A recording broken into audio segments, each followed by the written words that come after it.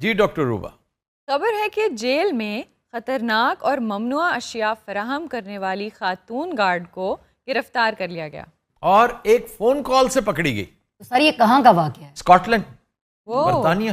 جو کبھی نہیں سنا تھا کہ اس طرح کی حرکتیں وہاں پہ ہوتی ہیں. تو ایک فون کال پکڑی گئی.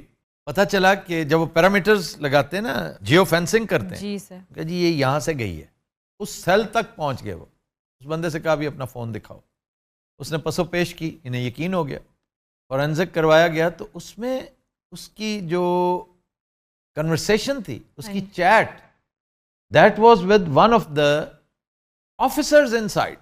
ان کے یہ انمیٹ نہیں ہو سکتا، یہ کوئی قیدی نہیں ہے، کیونکہ اتنی پوزیشن آف اتھارٹی سے بات کر رہا ہے، گالیاں بھی دے رہا ہے، ساتھ بتا بھی رہا ہے کہ تمہارا کام ہو جائے گا لیکن تم نے پیمنٹ نہیں کی. تو یہ تو معاملات ہی اور ہیں.